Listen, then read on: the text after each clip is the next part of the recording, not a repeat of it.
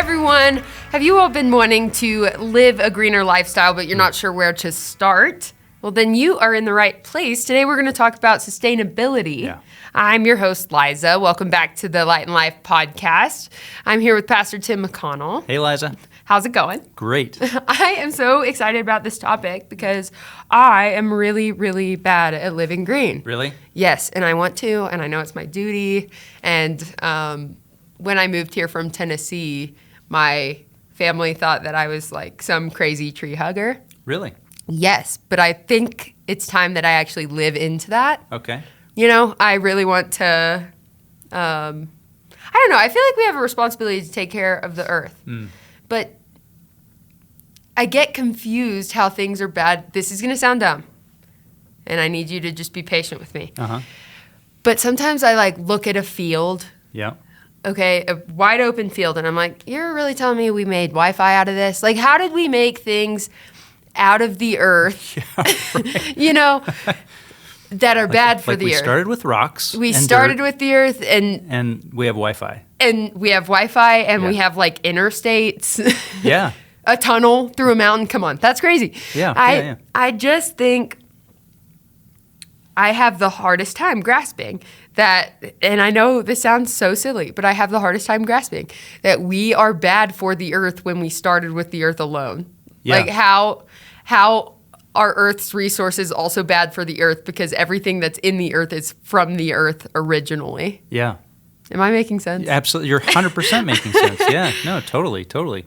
Because we're, so as Christians, we're looking at, it all depends on how you're looking at the earth. Like how, if we look at how God created the world and created us in it and created us in a relationship, you know, we're part of this earth. We're part Right. of this land, this soil, this planet, all the stuff that God created. And so how could we be like this toxic, damaging element if we're actually meant to be part of it? Isn't that what you're saying? Yes. Yes. And oh my gosh, it's a fun category. It really is it's a cool category for Bible study, for thinking as Christians, because you've got kind of a cultural tug, and then you start to wonder, like, is this cultural tug actually is it right? Is it good? Because there's things in culture that are right and good, and you should respond to them as Christians and just sort of jump in and be like, this is right and good, and I want to help. I want to help this. There are other things that you're getting tugged in culture that you're like, I want to examine this. There might be parts of it that are right and good that I can cooperate with, and there might be parts of it that I need to resist. Or there's a tug from culture that's just like, this is toxic, this is wrong, this is based on false premises. And actually the green has all of those. Like, to live green, there's some stuff that's like, that's right and good, I should jump into that. That's kind of good, I should do some of that and maybe be thoughtful about the rest of it. And then some of it is like, that is wrong. You know? That's totally wrong. So what is, I'm putting you on the spot here. Yeah. But what is maybe one small sustainable habit that is stuck for you personally? Yeah. Tim. Yeah. I mean, I'm so old that... What a start. What a start. Yeah. Like, just myself, I think, returning to the earth, I think about it more and more. No, I'm just kidding. To dust you shall return. To dust I shall, and then I will feed the flowers. No, but I'm so old that I remember when when recycling began. Like, we're going to recycle, and that just seemed like a great thing. And I remember putting newspapers away, and then so I did this thing that So ominous. Where are you going with this? You used to have these kits where you took newspapers, because first of all, I'm so old that everybody took newspapers every day, you know, and like, Right. So we had these piles and piles of newspapers in my house, and so then you would soak them in water, press them into bricks, and burn them in your fireplace. Wow. And this was like a home recycling thing to do. Okay. I just remember that, and I was into that. I was like way into that. Like, this is gonna be it, man. This is gonna save everybody. So your question was, what's one thing that I do to contribute? I'm by no means am I the expert in sustainable living. I'd be much. You dabble. Yeah, I'm a bad man. No, but I think there's certain things that just click with you, and then you can't get them out of your head. So I'll just name two of those. One is like the sea of plastics that's out there that's the size of Texas that's floating in the Pacific. Mm-hmm. Is it the Pacific? It's one of in them. the ocean. And I've seen, I've seen footage of flyovers of this, this mass, like we're creating another continent. Mm-hmm. And to hear about the microplastics that are going into fish, I just learned that we consume a credit card's worth of microplastics every 2 weeks in our ordinary American lifestyle. Oh my gosh! You're eating a credit card every 2 weeks of microplastic. So like that gets in the in the old brain. That gets in the old gray matter, and you're just like every time like we have to buy for some reason, like we have to buy plastic bottles of water, or I'm dying of thirst and there's a plastic bottle of water, that's in there. Like I do not want to do that. So I avoid it as much as I can. I try to avoid plastics, one-use plastics. I leave like an old bottle, like a plastic bottle of water in my car for weeks. It probably heats up, melts in there, and one day you're drinking 2 credit cards. I'm not only eating credit cards, I'm drinking them. They say that there's microplastics in like Keurig pods. Yeah, spit your coffee out. Oh, really? Mm-hmm. Well, yeah, you're like burning through plastic for the water. Right? You're totally right. Yeah. Anyway, I think. So that's one. Okay. And actually, we just installed a bottle filler in the church that I've been like, we got to have a bottle filler because I want to fill up my water, with reusable water. A reusable bottle. Reusable. Yeah, I want reusable water. All water is okay. Here we go. And so that's been one thing. I'm happy that we did that. And but I think the other thing is for me is we go to the Chesapeake Bay every summer. Mm-hmm. So I'm very in tune with like the life of the Chesapeake Bay, and it's taken such an interest. It's captured me. Like the Chesapeake Bay used to have so many. Not clams, like oysters, oyster beds. It filtered the entire amount of water that's in the Chesapeake Bay every 24 hours. Wow. Every 24 hours are filtered through the oyster beds. And so you have these accounts of like the first ships that sailed into the Chesapeake Bay, and they're like pulling oysters out of the bay that are the size of like gourds, like the size of like a softball. And now, like it's all just silt all the way down the bay. There's no oyster beds. And much of the reason is the chicken farms in Maryland and Pennsylvania that are full of toxins, and they're flushing that down into the bay, and the chemicals and stuff that farmers are using in those areas, and they're all washing down into the bay.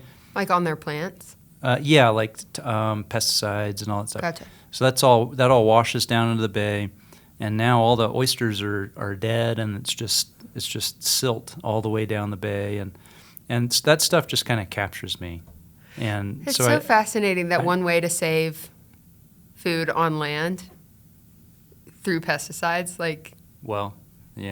is killing another part of the earth. Yeah, that is wild.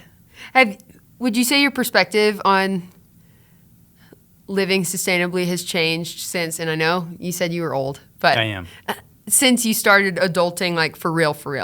Like I'm 26, I would say I started adulting at the ripe age of 21.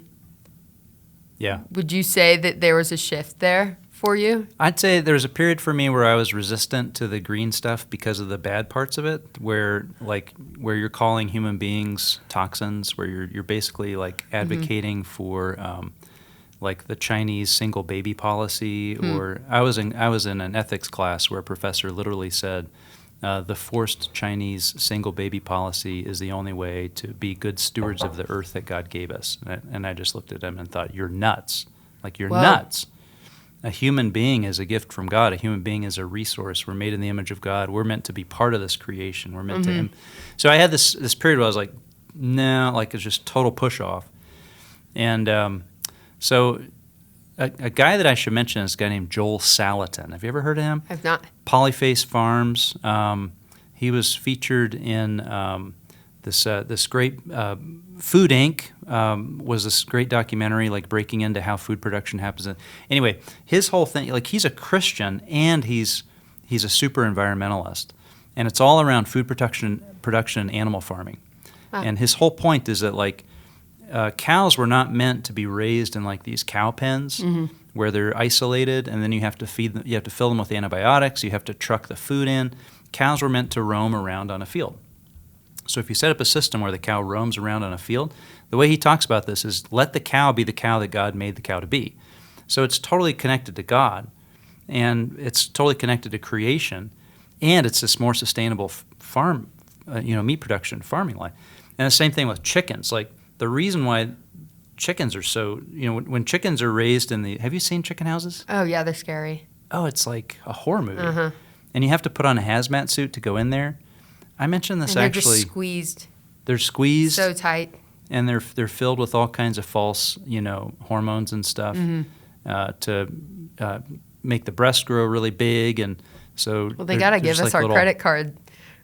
Credit card worth of plastic. Yeah. And so, like, chickens were not made to do that. So he's got like all these different things that he does, where chickens get to be chickens, pigs get to be pigs, cows get to be cows, and the food is awesome and stuff. So that got me back into like I really want to participate in that. Like I want to participate in careful food sourcing. Like I just want to be aware. And I think that as a Christian, as a steward of God's creation, that is actually a Christ-like impulse. Yeah. That is a discipleship impulse, is to be a good steward of what God made and to recognize its beauty and to care for it with loving wisdom.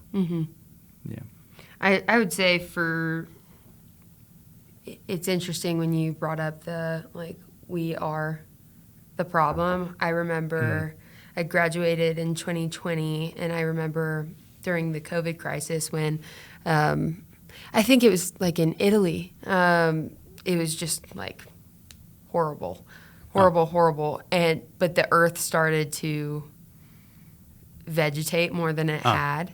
And people started saying, like, we are the virus, like, we are the problem because the earth is healing. This is like a way to wipe us out so that the earth heals. And I remember sustainability got really political all of a sudden. Like, it turned from you're only sustainable if you're in this political party or if you're in this political party. And it's like, why is that even a political issue? We should all be striving to help live in harmony with the earth and its resources. So if God created us and said cultivate, which he did, he said take dominion and cultivate. And this was before the fall. He said to Adam and Eve, I want you to cultivate the garden. And what cultivate means is it's the same word that, it's the root for culture. It means I want you to take the material that's there and I want you to make something by your creativity and by the image of God that you carry in you. I want you to make something out of that, something that's good, something that's useful, something that's beautiful. And so you're meant to go from rocks to Wi-Fi, like that's. But along the way, there's like two extremes. There's the extreme that says everything a human being is toxic and terrible. Right. We are the virus. And then there's the other extreme. I don't know if you've ever read any of this literature, but it's like, during the Industrial Revolution and like the rise of the modern era, the philosophers of science were like, it's weird. Like nature is a woman that needs to be conquered and thrown down on the ground, and it's like the stuff that they like where they went with. It's terrifying. Like, it's terrifying. It's like what?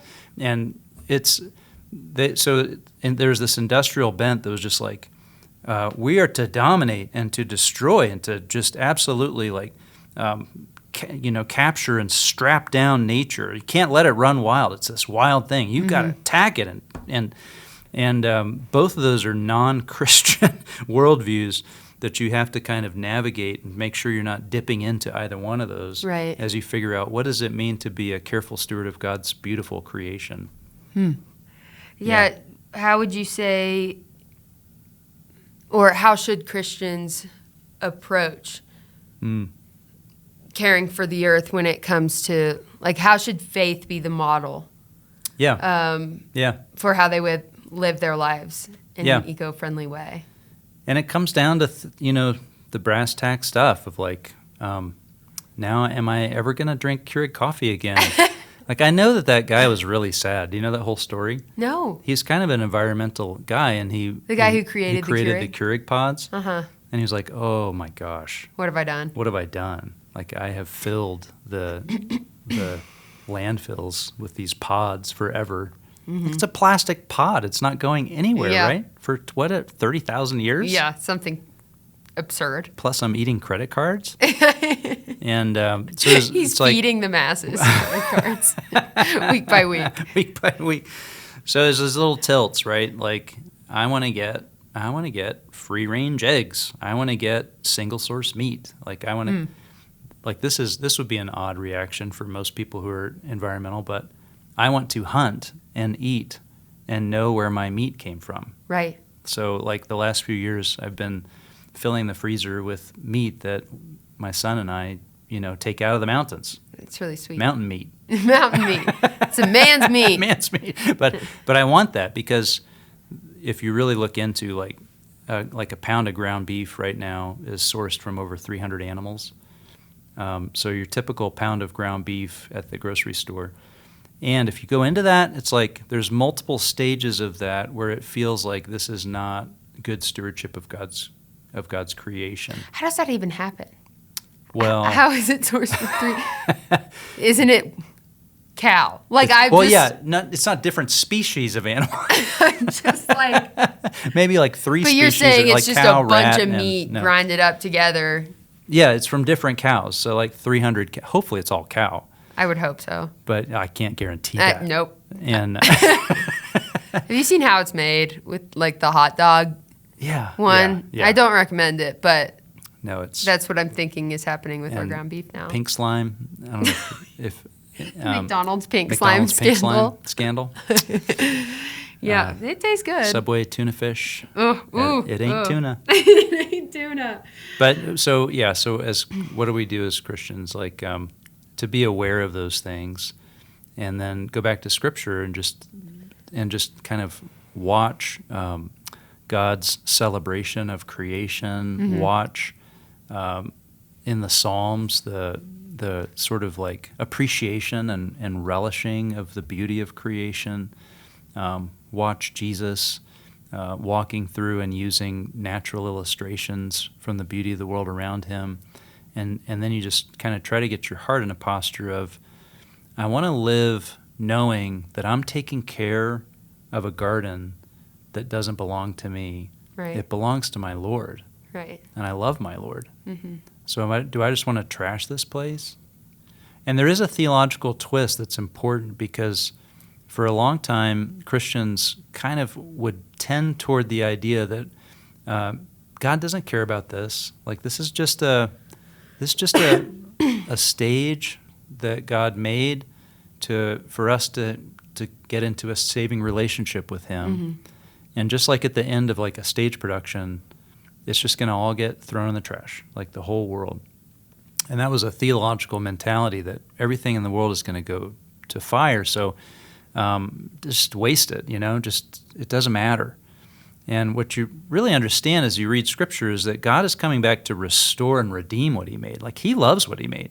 Right. And so we've got to have our mindset much more of like, no. We're in a garden that doesn't belong to us. And Jesus is going to come back. And yes, He's going to fix it all. He's going to clear it all out. Like there's no question. It's like, sorry, Jesus, now we have to deal with how bad it is forever. No, He's going to fix it all. Mm-hmm.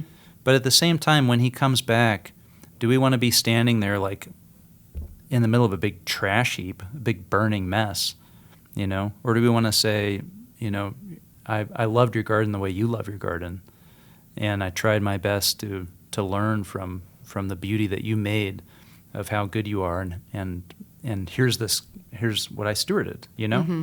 I think that's the posture that we need to be in. Yeah, you ultimately want Him to say, well done, my good and faithful servant. And not just with your Bible study life, your church life, but with globally, everything that you're doing in your life. What would you say to people that say, well, it's too far gone? Mm-hmm. Because I've fallen victim to that mentality before. I remember like I would get so annoyed here in Colorado, and this is different. I went back to Tennessee and was really confused. I was like, you're not charging me 10 cents for this bag? Yeah. You're not charging me, you're giving me a plastic bag with handles that actually like hold my things. Right. Instead of these square paper bags that don't have, I was just getting mad Yep. at the inconvenience. And then I realized like, oh, this is actually a good thing. But I fall victim to wanting prioritizing my convenience over like the holistic good of the earth. And part of me is like, it's too far gone. We've been doing this for years. Why are we changing it now? Okay. Yeah. What would you say to people who have had that mindset? Not saying it's still there. No, it has been there 100%. before. Like, okay, so I'm calling out my father-in-law. Okay. Because he used to always like sort of like laugh at us, like, it's all going to the same place, like we would be recycling, like put that in the recycling. Like I've heard that too about landfills. Like a lot of it ends up in a landfill. Maybe. Apparently that's true. That's devastating. He was right. I mean, there was a big story. And you're paying extra. You're paying extra to have it moved to wind up in the same place out of hopes that one day maybe there would be a process that actually recycles and reuses these materials. I think that was in Boston. Again, I'm not an expert in that. But yeah, he used to say, don't be a fool. Like it all goes to the same place. And turns out he's right most of the time. And so there's like wisdom that's needed. Right. Because the culture just likes to find something to be self-righteous about. Like we all want to be more right than the person next to us. There's an impulse in us that wants to be self-righteous and to justify our existence by knowing more or doing better than the person next to you. And so it's always like that. It's been like that since kindergarten, right? And so, so I know that what's better. You should do this. You should have this bag that you reuse over and over again at the grocery store, right? And then you come to kind of find out. So as a church, we bought into that. Like I had this other church in town who, like, we gave everybody bags because of this change. We're just going to embrace it. It's good for the environment. So we bought a bunch of bags, and there are bags. There's First Pres bags. You should take one. Nice. At the same time, I got some emails that were like, you know what? That bag came from this kind of source where it's doing this kind of damage, and it got shipped over here, and that does so much damage. Oh, gosh. And the bag is itself going to wind up in a landfill, and like you've done nothing to promote the health of God's creation in the end. And like, because you try to do the stuff, and if you haven't pursued it with some pretty critical wisdom, you can get sucked into some things. Man, I'll also buy so many reusable bags in hopes that I'll use them the next time at the store. And then you forget. I forget to put them back in my car. And then so 10 cents is like, sure. Like, what am I going to do, I'm put it in my have pocket? I done worse? Like, now I'm financially irresponsible because I spent, $30+ in a given 2-month session on all these reusable bags. I'll be honest. Like, having been to places in the developing world where, like, the whole countryside is covered with plastic bags that have just blown around everywhere, like, changes your perspective. I'm okay. Like, there's many times where I was buying one thing and they threw it in a bag, and I was like, what are you doing? Like, don't do that. I can put that in my pocket. And so, I don't know people. But I do know that God, that as Christians, we should want to take care of this as a garden that God made. So how can churches do that together without, and I'm talking church big C, not little c, how can we come together and do that without making it feel guilt trippy? Because it is part of our responsibility to be good stewards of the earth. So I think the Christian worldview presents the best sort of paradigm for understanding how to cultivate and make something of the world, and at the same time care for and steward creation. Right. So you're not supposed to not do anything. We're supposed to be engaged with the world. God put us in the world to be engaged with the world. And one of my illustrations of that, like, we're having more and more wildfires. This would be like a hot take. I could get in trouble for saying this, but because this is a political perspective. Okay. But we're having more and more wildfires. Why is that happening?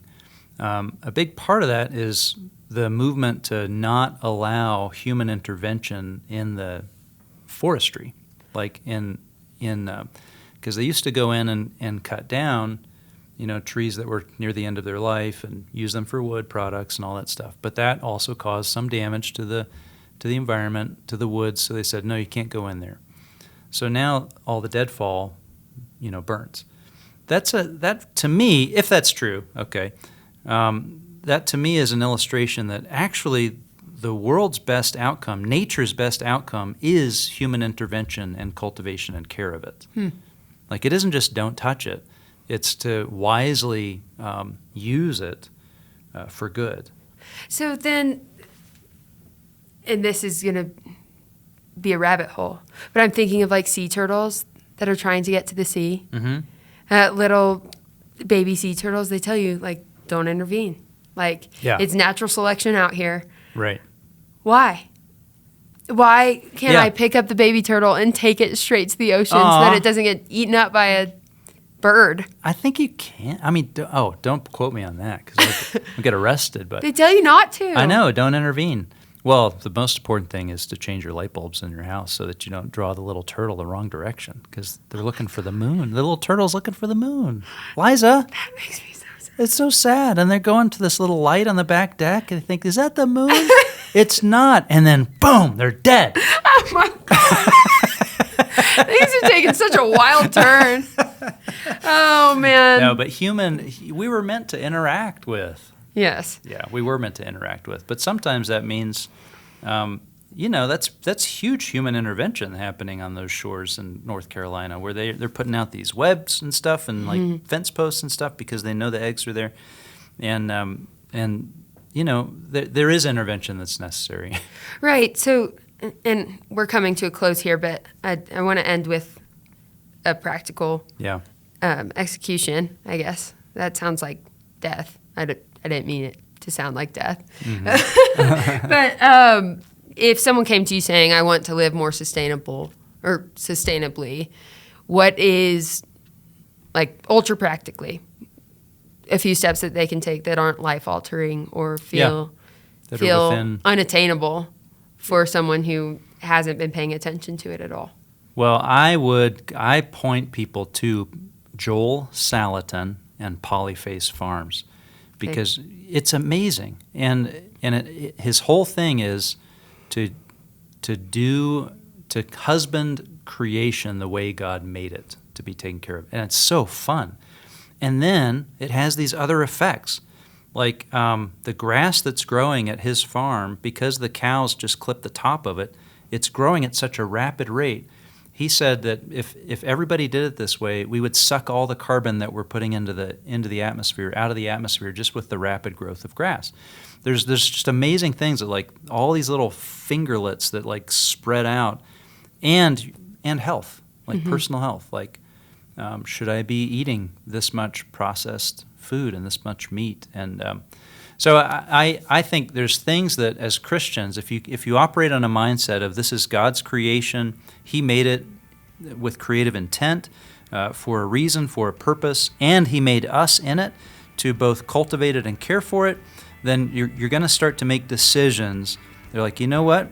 40 more cents for eggs that are, coming from a place that I think the chicken was treated like a chicken. I think that's worth it to me. And these little adjustments, you don't have to be like self-righteous and judgmental, but not getting sucked off into hyper-industrialism, not getting sucked off into hyper-greenism. Just like, I want to live a life where I look back and I say, Lord, you gave me this beautiful creation to live in, and I did my best to care for it because I love you. Well, thank you. That about wraps up our time. Thanks so much for listening to the Light and Life podcast. We'll catch you guys next time.